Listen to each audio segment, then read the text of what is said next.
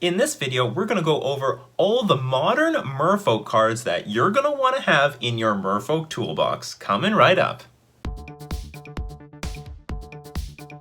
Hey everyone, this is Nikachu, Merfolk Master, and on this channel we go over competitive Merfolk content and also general competitive Magic content. And today I'm going to show you all the cards that I have in my Merfolk Toolbox. Let's go check it out. So here we are, this is my entire toolbox. Here in this one binder, I use the Ultimate Guard 8-pocket zip folio, and the reason I'm using this is because it is a 4x2 binder. It is excellent for keeping your play sets of cards. It is definitely a binder for competitive players, and it is the size of a normal binder. That's why I love it so much. So it's still very portable and compact, just like a normal binder. If you're interested in this, I'm going to have a link in the description below.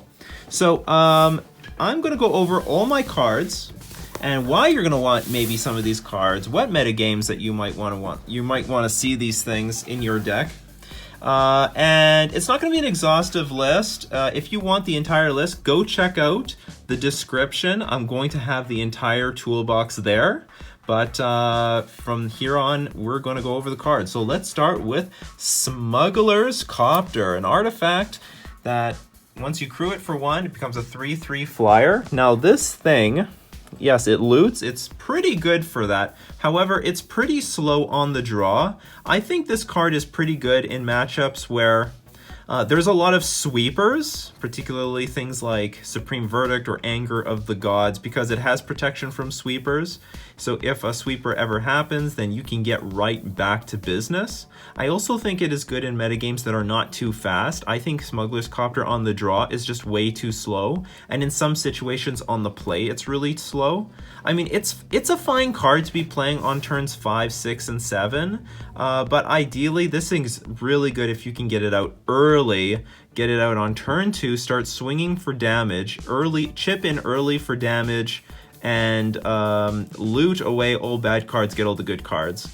So yeah, so it needs a right place. It's also fine against Affinity, not fantastic. Again, Affinity is really fast, but you know, the flying aspect is very important. It can slow down Affinity by quite a bit.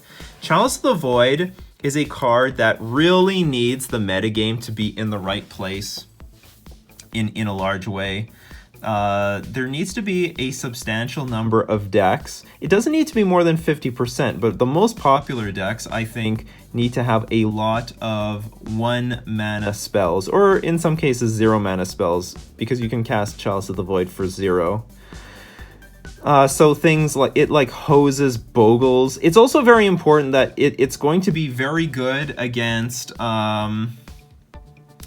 decks that cannot deal with it very well. So, for example, I don't know if this is the best card against Burn. It's fine, it's playable. However, Burn is always bringing in something like Destructive Revelry, and well, when all their natural sideboard cards hit this card, that's not good news. And normally we're going to be playing Chalice of the Void on 1 against Burn, so it does not beat some card like Destructive Revelry. Whereas against something like Infect, Chalice of the Void is fantastic because a lot of their answers to things like, well, normally they'll bring in things like Nature's Claim or Dismember or Twisted Image to deal with spell skies, but none of those things are good against Chalice of the Void. And Chalice of the Void on 1 hoses all those cards. So Chalice, very good against Infect, against Bogles, against Hollow One aggro, against Storm, against Tron, most Tron decks, because they're playing with a lot of mana rocks in the form of Relic of Progenitus, or that's more like a cantrip, but also Chromatic Sphere, Chromatic Star, Expedition Map. Like there's a giant chunk of their deck that are 1-drops that Chalice of the Void hits really hard. Also pretty good against Ad Nauseam, putting it on 0 or 1. So Chalice of the Void, very strong in those metagames. It can be played. It is also a main deckable card, and the greatest thing that Chalice of the Void is very playable in Merfolk because there's not a lot of 1-drops that we have. I mean, we can play Dismember, or even if we were to want to play Cursecatcher, we can play Cavern of Souls and be able to play it through this Chalice of the Void. And our Aether Vial is generally going to be played on turn 1. So Chalice of the Void, very strong card. I know it's very expensive, but you know, when the metagame calls for it, it's very, very powerful. So let's get on to some other counter spells. Ceremonious Rejection, very good against, well, the colorless decks. Basically, Tron, Eldrazi Tron, playable against Affinity. So that's the sort of counterspell you're going to want to have in mind. And it will hit some other decks like the Ironworks combo deck. And, you know, every so often there is going to be some busted deck that's trying to abuse colorless mana, so you're going to want to have Ceremonious Rejection for that. We have Disdainful Stroke, which is a counterspell that is easily castable by a blue and a colorless. It counters anything that costs more than... anything that costs 4 or more. So it's a bit of an awkward counterspell, but it's good in metagames. Well, we're gonna go into Deprive, because Deprive has, for the most part, replaced this card. But if you were to still be playing with a lot of Cavern of Souls in your deck, which I think makes Deprive unplayable, if you were to play a lot of Cavern of Souls in your deck, you're going to want this card against Titan Shift, against Ad Nauseam, in some cases against Storm to counter Gifts Ungiven and Past in Flames, and against the Amulet combo deck. It's a very narrow counterspell. It doesn't hit a whole lot of decks, and I only played it briefly because those range of decks actually perfectly matched this counterspell. But because that situation happened, I have it in my toolbox. You never know when it'll come back again. You never know. So here's Dispel, just counter target instant spell. It is very strong. It's just a 1 mana counter any instant. Very good against Ad Nauseam, very good against Burn. So it's a very cheap way of guaranteeing something gets hard countered. It's pretty good against controls, so long as they have a lot of instants available, things like Sphinx's Revelation, or Kolaghan's Command, Cryptic Command. So if they have a lot of high impact instants that they're going to keep post board, that's what you're going to want Dispel for. But that's the thing, like control decks could be sideboarding into a lot of sorceries or enchantments like Detention Sphere, or creatures or planeswalkers, which makes this card, you know, pretty situational. For the most part, it's good against combo decks that use instants. But yeah, that's what it shines the most, I think, against Collected Company. It shines very well against Court of Calling, so any of those creature combo decks. And of course, you'll usually hit a Path to Exile or something like that in their deck as well. So yeah, that's Dispel. So we move on to Spell Pierce. Spell Pierce, great card. It's a very cheap and mana efficient way to counter anything. Any non-creature spell. So it can hit enchantments. Unlike things like Dispel, Spell Pierce can hit enchantments, can hit sorceries like Anger of the Gods, and you know, when I talk about enchantments, it can hit Search for Azcanta, it can hit Detention Sphere. Spell Pierce can hit Planeswalkers like Jace the Mind Sculptor, Gideon of the Trials, Gideon Champion of Justice. So Spell Pierce hits so many more cards. The problem with this, so Spell Pierce hits so many more cards. The only problem is that it has very poor late game playability. So as the game goes very long, it becomes a lot more useless. Things like Spell Pierce, not so great against Ad Nauseam, for example, because they can create a ton of mana, whereas Dispel can counter Ad Nauseam no matter how much mana they create. So there's a little give and take between these counter spells, but Spell Pierce overall is the more versatile card because it can just hit anything. So long as it's not, so long as your opponent doesn't have too much mana available. So that's one thing you can see. You can see Dispel much better against things like Ad Nauseam or Counters Company, because they're going to have like a lot of mana available to cast Collected Company or Court of Calling. But you know what? Even if they had infinite mana, Dispel would just hard counter the Chord of Calling, whereas Spell Pierce would be left useless. So we have here Unified Will, which played a very similar role as Disdainful Stroke. It's just a hard counter if there's a metagame where you are going to have more creatures than your opponent. Very poor. It's very, very poor against any deck that's going to be having any sort of removal spells. I don't think this is a good card against Control, and against certain versions of combo decks, this is not good. Like, I don't even think this is good against Storm, because, you know, they play with Goblin, Electromancer, and Baral. And, you know, you could have two Merfolk in play, but if you play Unified Will and they respond to it with a Lightning Bolt and you have equal creatures, then this thing just fizzles. But good against, you know, again against Titan Shift, against Red-Green Ponza. I think it's also very good against Ad Nauseam. Good against Amulet Titan. Yeah, Unified Will is a pretty trusty counterspell, but again, also this is a very narrow counterspell. I think the metagame has to be right in order for you to play that. But we're gonna come up to Deprive soon. So we've got Swan Song here. Swan Song, excellent counterspell. 1 blue counters instants, sorceries, and enchantments. Very reliable. The downside is that you give your opponent a creature, so you need. Swan Song is best played against just hardcore combo decks, and in a metagame where you're going to want to be bringing in Swan Song often enough and your opponent can't use the creature. For example, I don't really like this sort of card against Chord of Calling decks, because if you Swan Song anything, they can use that 2/2 bird to help pay for future Chord of Callings. Not only that, like, this is an awkward card to bring in against Burn, because you can counter a spell, but then they're going to have a 2/2 flyer, which is almost guaranteed to hit you for damage in the future. Moving on, Remand. Remand is a great card, but it demands a metagame where it's slow and mid-rangey. Just slow mid-range decks. Remand is a fantastic tempo card because you counter particular spells and then you draw a card, which allows you to draw into more gas. It's not in matchups where your opponent's deck is clunky. It's not important to be ahead on cards. It's just important to be ahead on tempo. So Remand, very good there. I think the most notable decks that this thing might be playable against right now, maybe Red-Green Ponza. That's a pretty clunky deck. A really good example might be the Green-White Company deck that uses Ramanap Excavator.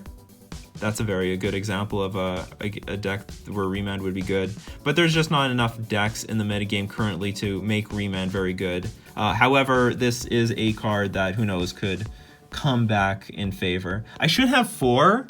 I just don't own the 4th. I'm not in any particular rush to get the 4th one because it's just not well positioned. And then we come to the real bomb right now, Deprive. Deprive is all the rave right now because Deprive is just strong. Like, I play tested this thing in last summer and I dumped it because I didn't play any Cavern of Souls in my deck. And I thought I need to, and I thought at the time when their blue-white control was so strong, well, I need to have Cavern of Souls, and if I'm playing with Cavern of Souls, then I can't play Deprive. You know what? M. Hayashi, who's currently played a lot of leagues with Deprive in the sideboard, has proven, you know what, we can play with 15 blue sources in a 19-land deck and make Deprive very playable. And yeah, I totally agree. Now that the whole Merfolk community is on Deprive, and it works. Like, it just works.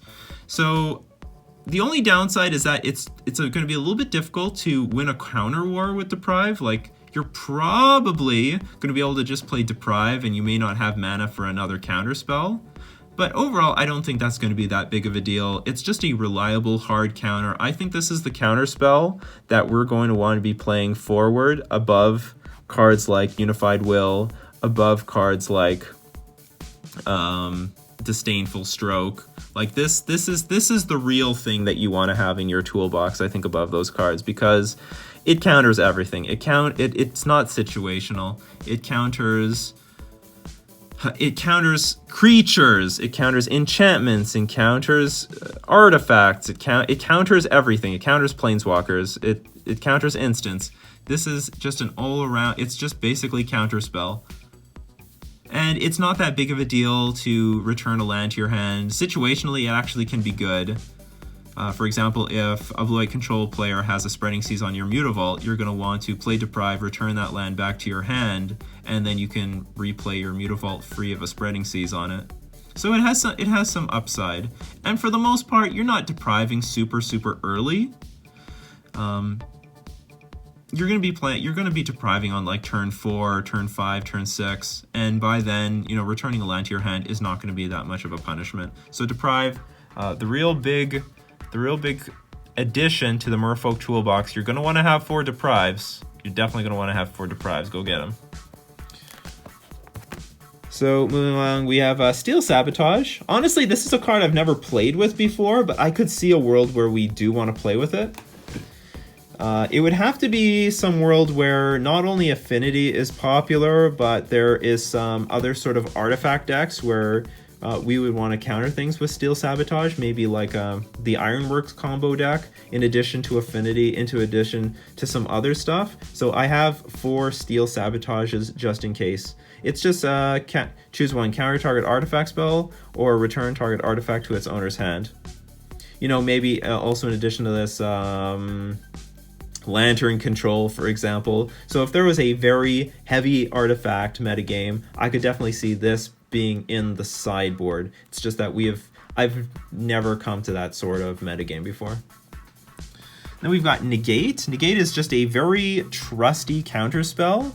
Of course, we're going to be playing Deprive above Negate, but do you know what? I could see Negate coming back if we needed to play with a lot of Cavern of Souls in our main deck. If we put, like, say, 2 to 3 Cavern of Souls in the main deck, I think Deprive loses a lot of value, and then we're going to have to start looking at the counterspells like Negate, where it only costs 1 blue, 1 colorless, because we can't play cards like Deprive in a deck that has too much brown mana. So then we're going to look at cards like Negate, which is just a solid counterspell, 2 mana, counter target, non-creature spell. Then we have Echoing Truth. A card that recently became quite a bit playable because there are just more and more non-creature permanents that are on the board. You know, we have more artifacts in the form of Ensnaring Bridge. We have more enchantments in the form of Detention Sphere. Sometimes we want to bounce Planeswalkers. In my opinion, overall, it is a clunky Vapor Snag. However, if the metagame calls for it, if there are enough decks playing with non-creature permanents that are high impact, you're going to want to bring in Echoing Truth. Like even Burn right now is playing with Ensnaring Bridge, and that's why having a few Echoing Truths in the deck can't hurt. And here's Vapor Snag, basically just the improved version of Echoing Truth against creature decks. It's just 1 mana, very tempo efficient. When you are racing a deck, you cannot spend 2 mana to bounce a creature. That's too much. You need to be more mana efficient.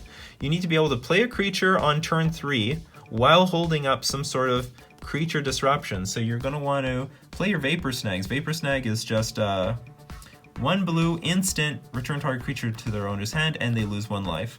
Vapor Snag is the most important in a metagame with Worship. Worship says that if your opponent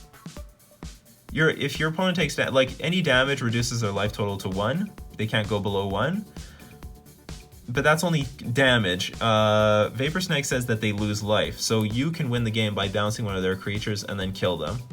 Now, some would say, well, you can do the same thing with Echoing Truth. You can just bounce the thing, and that's fair. That's a fair argument. But if it is just a very creature-heavy metagame, you're going to want to lean a little bit more on Vapor Snag over Echoing Truth. So here is more of our creature interaction package, Dismember.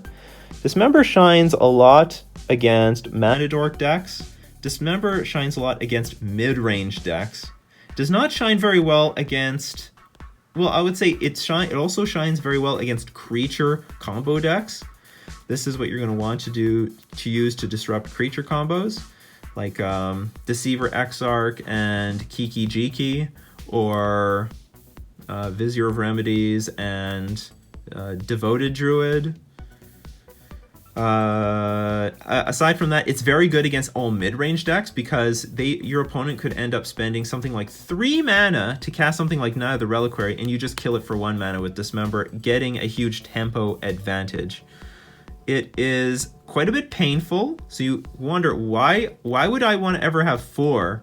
And the reason for that is, do you know what? Let's just take the pain. It is better to be at 8 life. It is okay to be at 8 life if the board is clear. You know, what do you want to have? Do you want to have no creatures on the board, or do you want to have 8 life? And do you know what? The person with no creatures on the board is the person that's going to suffer. Having more Dismembers never hurts. So Dismember, very good in mid-range matchups. Fantastic against decks like Jund, because generally a Dismember will kill a Tarmogoyf, kill Scavenging Ooze, kills Dark Confidant, which is very important. Most of the time, you're going to lose to Jund because Dark Confidant draws too many cards. So yeah, that is why you're going to want to have your Dismembers. Very, very good in those matchups. Gutshot, a very nice, cheap piece of interaction. It's free. It's free. It just costs 2 life. It's very fair. It deals 1 damage to target creature or player, so don't forget that you can sometimes aim it at your opponent if you want to calculate, if they're at 9 life and you can deal 8 damage on the ground, well, now you know that you have the last point of damage in your hand. So what you're going to want to do with Gutshot is you're going to want to bring it in against Affinity. You're going to want to bring it in against Elves. You're going to want to bring it in against Infect. Really, really great against Infect because it's just a very cheap way to interact with their creatures. Great against Mana Dork decks. So you can, at instant speed, and also, what do I want to say? Without using mana, like it's really, because you're playing it for free, it's very mana efficient. So you can tap out on your turn 2 to play Silvergill Adept while still hitting their Noble Hierarch or their Birds of Paradise or their Llanowar Elf or Noble Hierarch. So like it's very good in those situations. You can keep your aggression going while slowing them down. That's what Gutshot is for. So moving on, we're going to the lands. So we've got Gemstone Caverns. It's possible you might want to have more than one of these things. I have played with one. I have found that the 20th land slot seems to be free. You can put anything you want there. And Gemstone Caverns is a fantastic card. I think it works very well with Smugglers Copter, because having a Smugglers Copter come into play turn 1, really good. Smugglers Copter pretty clunky on the draw, so being able to play this thing on turn 1, really great advantage, and it's possible to do with Gemstone Caverns. Gemstone Caverns, I think, is actually a very good card in the Merfolk deck because our deck is just composed of a lot of 2-drops, and we do have 4 Aether Vial to help us catch up on the draw, but why not have Gemstone Caverns? Gemstone Caverns is also a card that can help us catch up on the draw. Not very punishing on the play, and yeah, it just helps us get that tempo back. Occasionally, we can even play something on turn 1. Don't forget that Gemstone Caverns adds any color of mana, so includes red and black when it has a luck count. If it has a luck counter on it, you can add any color. So you're capable of paying the red on Gutshot, or even some amount of black from Dismember. Don't forget about that. Those are little things that save life. Then we have Minamo, School at Water's Edge, and Oboro, Palace in the Clouds. And, overall, Minamo is just non-island insurance. Occasionally, you'll be able to untap some legendary permanents, like if you play with Vendilion Clique or Kopala, Warden of Waves. And Oboro is good for filtering brown mana. You can turn brown mana into blue mana.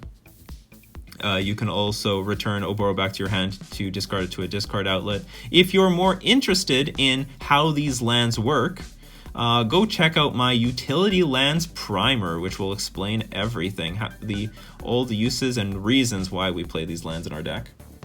And here's Wanderwine Hub.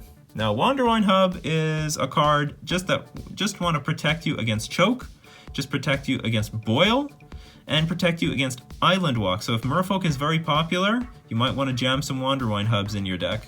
Just want to let everyone know, I never play with less than 10 islands. So theoretically, this is the most Wonderwine hubs I would play. I could play 4. I could play 4 in a world where I'm playing with like 4 Mutavault, an Oboro and a Manamo, and then 4 Wonderwine hub. But I would never go below 10 islands. That's all I'm saying. Probably 2 is safe to own. You don't need to have all 4 though. So we're going on to Cavern of Souls. I think the most I ever played in Modern was 3, and it was just a rare moment where there was a lot of counterspell heavy decks. But a safe number to own is 2. And it's not mandatory, but it is good because, you know what, if counterspells are really popular, you're going to want to have Cavern of Souls. It also creates some free wins. There are a lot of control decks that depend on using a lot of counterspells in game 1. And if they have a hand full of counterspells and you just keep deploying creatures off of these things, then they just do nothing. You just play creatures, they keep passing the turn, playing land drops, and then eventually they concede. And the reason they do that and they don't have any other interaction was because their hand was just all counterspells. So pretty safe number to own are 2, 1 to 2. Third one is rare, and I've never had to use 4 in Modern. It just never has happened. But I own it just in case. I also have it for Legacy. Mutavault is just a staple to the deck. It is a 2/2 creature that is both a Merfolk and an Elemental, so don't forget that it gets pumped up by Master of Waves. Then we have Tectonic Edge. Tectonic Edge, a wonderful utility card. Generally very good against control because control decks, it's very good against 3-color control decks because you can start stripping them off very key lands in their mana base. Not only that, like in combination with Spreading Seas, you can easily turn them into a mono blue deck, which makes it impossible for them to cast their spells. It's great against Tron, because Tron is, a lot of people say, well, it's not good against Tron because they're going to get to 3 mana, and then they're going to play their spell, and what are you going to do with Tectonic Edge? But the thing is, Tectonic Edge in combination with counter spells, in combination with Spreading Seas, is very strong. So just by itself, yeah, Tectonic Edge might fail against Tron, but in combination with our other spells and our other synergy, it's going to be very, very good. If you Spreading Seas 1 Tron land, and then they start playing more lands to try to find the other Tron lands, then you can start Tectonic Edging their other lands, and they just fall back so far behind. So it's good against control, it's good against Tron, also great against Scapeshift decks. Well, I would say the blue Scapeshift deck, so currently Bring to Light Scapeshift, just keeping them off 7 to 8 lands, very, very important. I think it's less effective against Titan Shift because their whole deck is mana. It's just all mana.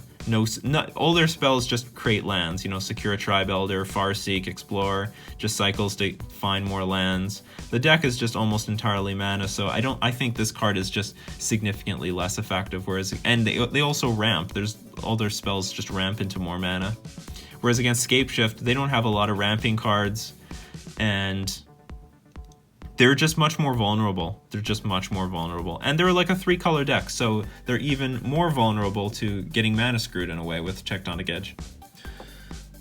So yeah, you're going to definitely want to have 4 of them. Very, very strong utility card. I have a 5th one here just because it's a promo. Now, Ghost Quarter, I've never used it, but in theory, it's good against Affinity to deal with Inkmoth and Blinkmoth. In theory, it's good against Infect, just to deal with Blinkmoth. And in theory, it's good against Amulet Titan because blowing up those bounce lands in response to the trigger is going to be really strong. Alright, it's basically just a 2-for-1. So moving on, we got Threads of Disloyalty. You're going to want to have around 3 of those, because 4 is, I think, too clunky. I don't see a world where we can afford to play 4 of those. Good at stealing big creatures very early in the game. It's notably good at taking things like Death Shadow, so it's good for that. It can be pretty good against Jund. in general, if you steal their Tarmogoyf or their Dark Confidant or their Scavenging Ooze, they're probably going to want to kill that creature, and therefore it's going to be more like a 2-for-1. They're going to kill the creature and use the removal spell, and I mean, all you lost was the Threads of Disloyalty. So I think this is good in matchups. Basically, Death Shadow. Like, I never considered playing this thing until Death Shadow became a really big deck. But I'm certain that there will, over time, be more application to this card. But I feel like it's going to be the strongest against archetypes that are pretty fast, that can create very large creatures with a very low mana cost. Then we have Sea's Claim. So this creates the archetype, the 8 Seas deck. Now you don't necessarily need to put Sea's Claim in the main deck. You can put it in the sideboard, it's fine. And also, there's nothing wrong with jamming 2 extra Sea's Claims. There's a lot of matchups where you really want Island Walk. It's so important to get Island Walk. So Sea's Claim serves 2 purposes. If there are so many matchups where Island Walk is incredibly important to your victory, you'll want to have 2 Sea's Claims. But also in metagames with 3-color mana bases, or mana bases that cannot function if they have an island in play, you're going to want Sea's Claim. So Sea's Claim, good against Bogles, good against Burn, good against Jund, good against Abzan, good against Tron. Tron, this is just extra sources of spreading Seas against Tron. So Sea's Claim serves all those purposes. And you know what, the matchups where you may really want Island Walk, especially right now, would be things like Humans, things like Affinity, where you need Island Walk if you really want to win. Because they can put up a bunch of blockers, and well, you know, there are a lot of matchups where there's going to be a standstill, and the only way to break the standstill is with something like Sea's Claim. Moving on, well, here's Water Trap Weaver. This used to be a great card. Basically, Merfolk Trickster has replaced it. Maybe Water Trap Weaver is going to have a play somewhere in the future. Really excellent effect, even at 3 mana. Tap down a creature, it doesn't untap during their controller's untap step. I was really impressed with how actually effective this card was. Doesn't look like much, but you know what? If you're up against a creature-based deck, this thing is just backbreaking. It just gives you a lot of time, and I think actually it really shined against Death Shadow. It was really, really good.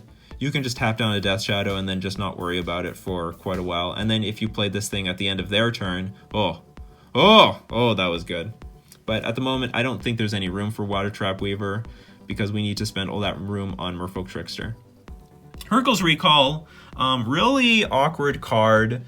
Great against Affinity, definitely the best sideboard card we have against Affinity, but the problem is it's not really good against anything else, and some people like to think, well, this thing's good against Lantern Control, but you know what, a lot of Lantern Control players are going to play something like Witchbane Orb or Leyline of Sanctity, which will prevent you from targeting them, so it's actually not that effective against decks like Lantern Control, and it's just really narrow application, so very good against Affinity, and just not very good against anything else. I can see a few copies being brought in against something like Death and Taxes, because if you go into the long game, they're going to have like millions of Blade Splicer tokens, and you can just bounce them all back to their hand, and also their Aether Vials. But aside from that, yeah, it has some playability against Tron, like you can bounce the Oblivion Stone back to their hand.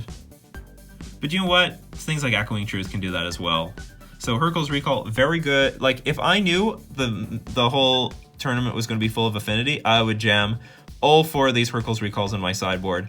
And even to today, I believe that Hurkyl's Recall is mostly a play 4 of them or play none of them in your sideboard. You know, either you know there's going to be a lot of Affinity and you need all these guys, or there's going to be, or you're just going to have to hope to dodge Affinity and then just play none of them. But anyway, that's Hurkyl's Recall for you. So we've got, this is just speculative, Merfolk Sovereign. If in any world where a bunch of lords were really important for the mono blue deck, Merfolk Sovereign would be there. Has an interesting ability, also tap, target creature becomes unblockable. But I have never actually played this thing in a competitive event. Vendilion Clique, this thing's actually great. You can target somebody's hand and... So, okay, the value of Vendilion Clique, the best thing about it is that you get to see your opponent's hand. There's so many situations where your opponent just has straight up garbage or just nothing really good. Merfolk is such a fragile deck. We have to play around as many possible combinations of answers as we possibly can. All the removal spells, all the sweepers, all their creatures, all their flash spells. Snapcaster Mage, everything. But if we see their hand and they've got nothing, then they allows us to win games immediately. And I bet, you know, somewhere between 25% and 30% of the time, our opponent has just air in their hand and, you know, they're just bluffing us, passing the turn back and forth. So most of the time we aren't safe to attack, but if Vendilion Clique can like show us the way, show us that the opponent has nothing, then that allows us to win very comfortably in those situations. So it, in some ways, Vendilion Clique allows us to gain some free, easy victories where otherwise we never would. I mean, aside from the free information we get from our opponent's hand, Vendilion Clique is very good against clunky combo decks that are not particularly redundant. And I'm going to say something like Ad Nauseam, where there's only like so many copies of Ad Nauseam in the deck. So there's like, yeah, there's only 4 Ad Nauseams in their deck, and spoils. There's like a few spoils cards that allows them to find Ad Nauseam, but for the most part, like not all the combo pieces are the same. Not like a combo deck like Burn, where all the Burn cards are the same, or Bogles, where all the Aura cards are the same. So Vendilion Clique, good against clunky combo decks like Ad Nauseam, Titan Shift, Amulet, and also pretty decent against control decks because you can play this creature at flash speed. So at their draw step, you can look for Supreme Verdict and put it on the bottom of their library. Just a versatile creature. It's a 3/1 flyer, so it's like really strong. So Phantasmal Image, I think a safe number to own would be 2. I have once put the 3rd copy in. I've never had 4 copies in Modern. This thing is just extra copies of everything else that we have in the deck.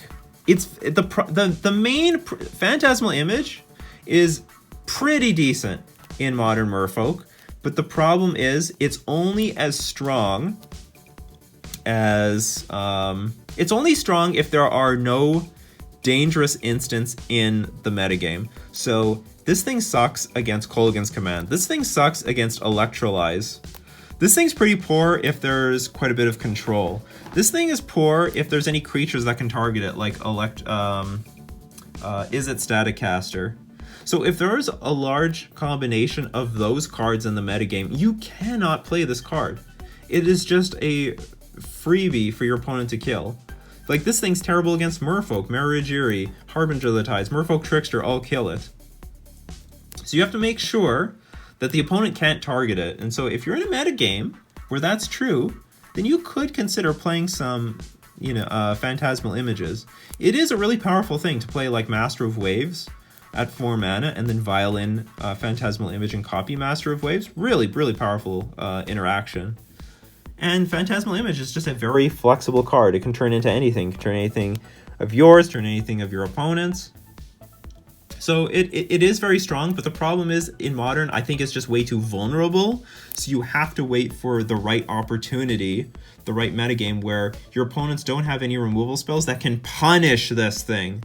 You cannot play this thing in a metagame where it gets punished.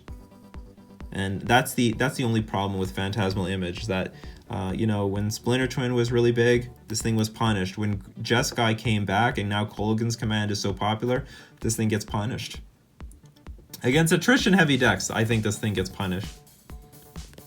If you have like one creature on the board and you want to copy it with Phantasmal Image, well, if the opponent is going to kill your original creature and play with a removal spell, then when this thing resolves, it copies nothing and just dies.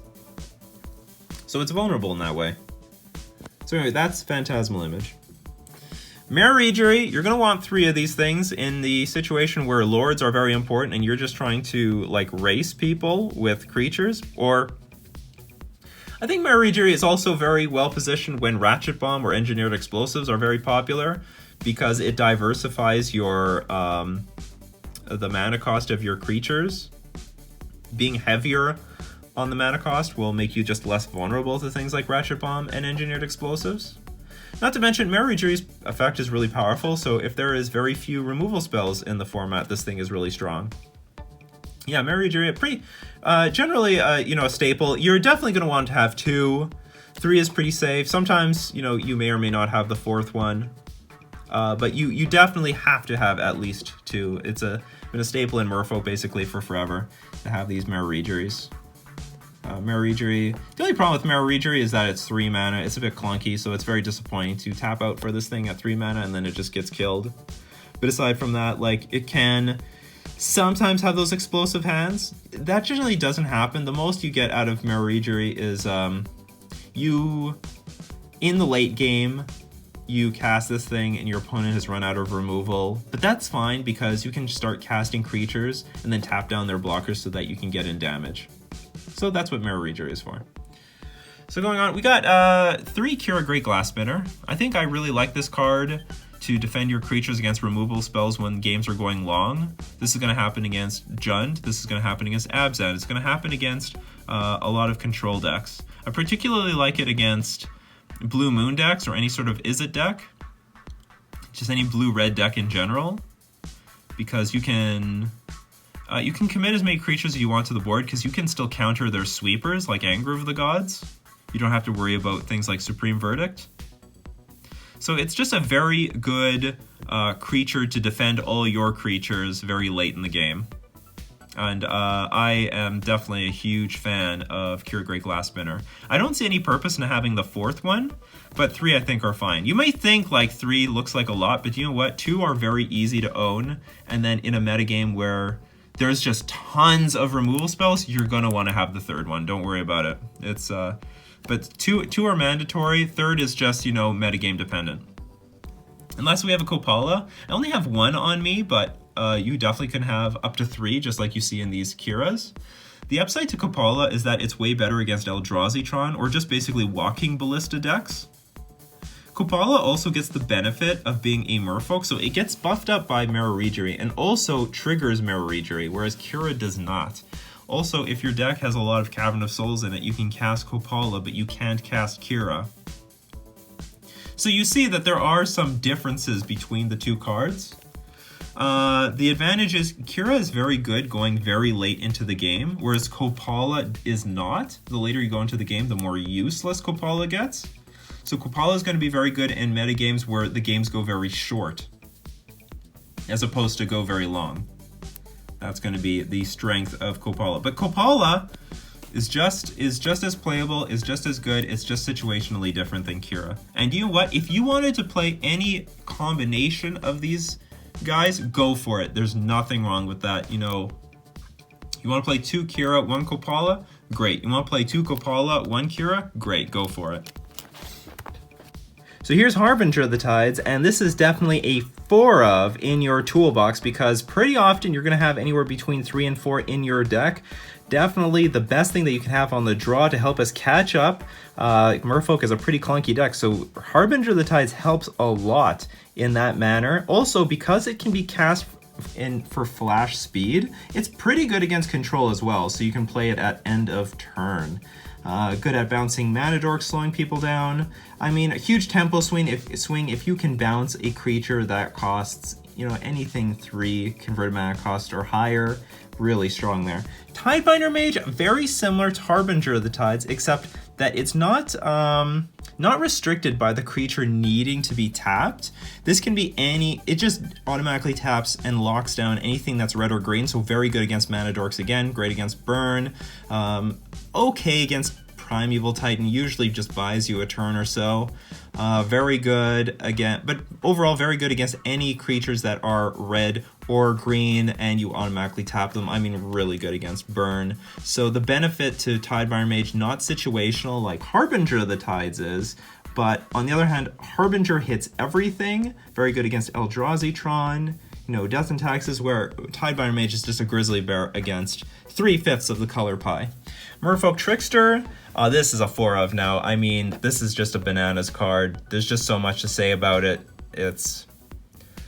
I mean, Flash Beat for 2 mana, so you can hold up anything like Spell Pierce, Deprive, you can hold up Dismember. So you really keep your options open. On top of that, you can slow your opponent down by tapping their creatures. You can also, you know, try to trick them and also just go for some blocks where you remove your opponent's flying from their creatures and then block them. So I mean, like, it removes all the text from their text box, so problematic creatures like flying creatures no longer are problematic because you can just block them after you remove flying in combat. Yeah, Merfolk Trickster is just a huge bomb. You're definitely I definitely think this is at least a 3 of in a deck, probably a 4 of. That's probably what you're looking at for Merfolk Trickster in your deck, but definitely have 4 of them in your toolbox. Then we have Cursecatcher. Cursecatcher, traditionally a pretty, like, one of the best 1-drops that we have for our deck. Like, it is simply one of the best creatures for 1 mana. Usually stalls a lot of strong decks that rely on instants and sorceries. So on turns 1 and 2, you can slow them down significantly, helping Merfolk catch up against them. Cursecatcher, pretty good, really good against burn for that reason. So you can play Cursecatcher either on turn 1 on the player draw and really slow down cards like Searing Blood and Searing Blaze. Pretty good against clunky combo decks. Fine again, very good against control decks that don't run Supreme Verdict. I'm definitely playing a lot less of Cursecatcher right now because Cursecatcher definitely has lost a lot of value, especially over the last 6 months with control decks running more things that you can't counter, or just decks in general very low on the curve. Cursecatcher is having a lot of trouble countering anything that's important. So going in the late game, it just becomes a 1/1 creature, and there's just so many decks now that aren't even running instants or sorceries. You know, things like Death and Taxes and Humans. But still, you're going to want to have 4 of them in the toolbox. You never know when Cursecatcher is going to come back to its glorious self. Silvergill Adept, not much to say about this card. Just an all-around... It's one of the key pieces to help us grind through cantrips. So you're going to want to have 4 of them. I mean, I can't think of a single deck that played less than 4 of this in the main deck, so you're going to want to have those. Yeah, functions as just a way of smoothing out the deck and grinding out control decks and other attrition-based decks like Jund and Abzan. Master of Waves, definitely the best, in my opinion, the best card in the deck. Better than this card. I know a lot of people are going to say, well, you know what, Silvergill Adept is the best card in the deck. No, I think this is the best card in the deck. I think Merfolk struggles to be a deck overall without Master of Waves. I can see a world where Merfolk doesn't play Silvergill Adept. I mean, the deck will become a little less consistent, but you know what? I could put something else in that place, but I can't see a world where I don't play with Master of Waves. I know there are some archetypes, situationally, you could play without Master of Waves, and I've definitely seen that, over the last year, but overall, when red removal is very important, very strong, when Lightning Bolt is really strong, like, you need Master of Waves. I don't know how you win. The Master of Waves is the only card that can bring you back from the brink of destruction. It is the only card that can turn a completely losing position into a completely winning one. There's no other card in Merfolk that can do that. There's nothing in the toolbox that will turn a game around like this. It's not a win more card, it is just enough to win in a lot of cases. And, you know, it is more vulnerable than ever before. There's more cards that can hit it, like, you know, Liliana the Last Hope and Fatal Push and Collective Brutality. Even with all those things combined, it is still the best card that we have in our deck. Then we have all our Lords, +1/+1, and gives Island Walk. Really not much to say about this. You have to have 4 of each of these. These are really core cards. And, like, I mean, I also can't see Merfolk existing without all 8 of these. So, like, these are absolutely important. It's very good that it pumps things up. I mean, 2 Lords on the battlefield put 6 power on the table, so you can really close a game out really quickly with that amount of power. And then the extra icing on the cake is that it gives creatures Island Walk, so it allows us to cheat in combat. We don't have to worry about people blocking our creatures because they have Island Walk, and you just easily coast right by them. So yeah, Lord of Atlantis and Master of the Pearl Trident. And then we got our Spreading Seas. Spreading Seas, enabling that Island Walk, but also has so many other... it facilitates the deck in so many different ways. For example, you can mana screw somebody, especially the 3-color decks with this. You can also remove their man lands. it's basically a removal spell for manlands. Yeah, you get Island Walk. The most important thing is Island Walk, though. Occasionally, you can also fix your own mana by, like, spreading... If you're up against Blue Moon, you can Spreading Seas a non-basic land, like an Oboro or a Manamo, get another blue mana on the battlefield. So it can do that as well. Aether Vial, yeah, you're going to want to have 4. Absolutely have 4 Aether Vials. Fantastic card. Merfolk's not Merfolk without Aether Vial. At least at the time being right now, they're starting to print more Merfolk with Flash, and that could definitely change my evaluation and usefulness of Aether Vial, but still, Aether Vial right now still too good, even with the number of Flash creatures that we have available right now. So yeah, we have to play for Aether Vial. And for Relic of Progenitus, fantastic graveyard removal spell. Main reason this card exists is because of Tarmogoyf and Snapcaster Mage, and you want it to replace itself, and there's really no good replacement for Relic of Progenitus. Not Tormod's Crypt, not I think it's Sentinel Totem or something like that. Relic is like the graveyard card. Can exile creatures when they hit the graveyard. Yeah, Relic of Progenitus just all around fantastic, and you can slowly eat people's graveyards with this thing. The great thing is that if someone tries to remove it with any sort of hate for your sideboard cards, you can just exile it and get a card off of it. So yeah, that's the benefit over, say, Grafdigger's Cage. So moving on, you want to have islands. I have many pretty islands, and in addition to that, you want let's stick with the islands. You want 13 islands. I don't know if you're going to ever play with more than that, because you're going to play with 4 Mutavaults and 1 Oboro all the time, and then everything else is, you know, metagame dependent. But yeah, I have 13 islands. Here's just some ofs. Tideshaper Mystic is a card. 1 blue, it's a 1/1 creature. On your turn, you can tap it to turn any land into any basic land type that you want. So you can get Island Walk through this thing by turning your opponent's lands into islands. Occasionally, you can also turn your lands into swamps so you can make Dismember cost less. I actually think that this is a very playable card right now. I think there's a lot of decks that don't care about Cursecatcher, but there's a lot of decks where you need Island Walk, and Tideshaper Mystic is something you're going to want to have. I only have 1 in foil Japanese, but I think you should have 4 of them. I think it's a very playable card. These are now just very speculative cards. I mean, I have played with Grafdigger's Cage. I don't know how many you really need. I just randomly have 2 of them, but they're not mandatory. I have very rarely played with this card ever. I just prefer Relic of Progenitus so much, but in theory, we could run them. Also, in theory, we could run Pithing Needle, but I have not seen the metagame yet where I would want to play this. The problem with Pithing Needle is this is a card that you...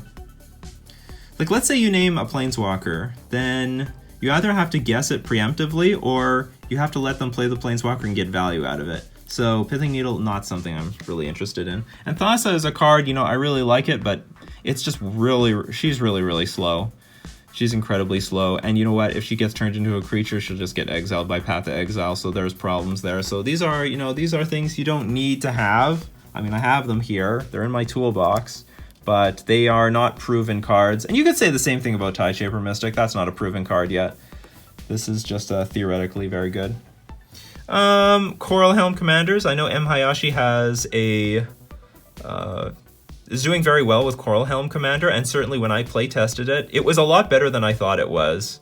It's not in a position that I would prefer it over Master of Waves, but I know that this card, it's a card. It's definitely a card, and I don't own them yet, but you know what? I think that is a reasonable card to have in your toolbox. And now we're moving into Tropical Merfolk. I only have 2 of what would be 3 collected companies, and Master of Waves is just really well positioned right now, so I don't want to play Tropical Merfolk, but if Master of Waves ever falls out of being positioned, I'm definitely re-sleeving up Tropical Merfolk. I don't have a Scalding Tarn, but that definitely would be somewhere in here. 4 Botanical Sanctums. This is all Tropical Merfolk stuff. If you're not interested in Tropical Merfolk, don't worry, but this is a mana base you have to have. I play with 1 Breeding Pool, 4 fetches, 1 of each one, so you play around Pithing Needle. And just some core Tropical Merfolk cards: Command a Speaker, Merfolk Branchwalker, Neither of these are mandatory to play in Tropical Merfolk, but they are options. And one last card you don't see here would be Merfolk Mistbinder. That is a card that you would want to have. Yeah, Merfolk Mistbinder, the Tropical Merfolk Lord. Yeah, not a card I really appreciated, but definitely has its merits if you're going to be playing with Tropical Merfolk. It definitely has some sort of... I can see a world where it would be good. So if you're into Tropical Merfolk, that definitely has to be part of your toolbox. Well, I think that about does it. I want to thank all my patrons supporting me on Patreon, and for those who... they're also the ones that gave me the idea of this video, so thank you very much to them. So this has been Nikachu showing his Merfolk Toolbox.